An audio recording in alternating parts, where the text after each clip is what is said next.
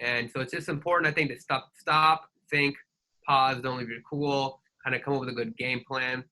And then you have, we've had good training. It's just a matter of just reminding yourself that and kind of digging underneath to kind of come up with a creative solution sometimes. So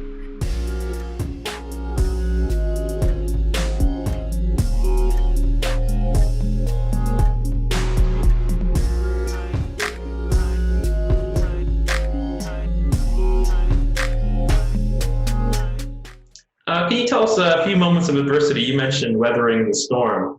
Can you mention a few of those? Sure. I mean, I think being a surgeon, there's always some adversity. Everybody likes to kind of talk about the successes of their career and the cases that went well, but there are always going to be complicated cases, ones where unexpected things happen. So it's very important to maintain your composure when those sort of challenges arise. And so it's just important, I think, to stop, think, pause, don't leave your cool, kind of come up with a good game plan.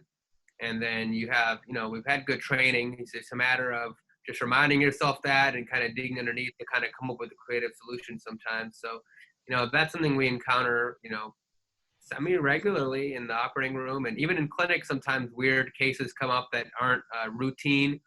Sometimes very rare things can come into the clinics. You have to step back and just kind of, sometimes I just tell them, like, this is an unusual case. I'm kind of going to run this by some other colleagues, or consult one of the old textbooks between now and the next time I see you. And they actually appreciate that. A lot of patients, they like when you're going to have a roundtable discussion with other docs. So I think it's good to have those cases. And, it kind of forces me to grow also. It's important to spend the time with the patients and the referring docs to build those relationships early on. Most people aren't super busy yet, so that's the time you kind of make the small talk, do the schmoozing and all that, and those patients tend to really like that, because it's harder later on once you get a really full schedule and you're busy and you want to keep things on time and you don't want people to wait long. So now is the time, I think, to sort of build those relationships, build good habits, especially in the OR and the clinic, try to not cut any corners. And, eventually I think things will become faster just because it's, pure repetition.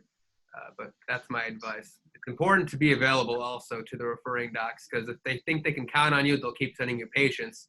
And, it's important to build that loyalty amongst your patients and referring sources.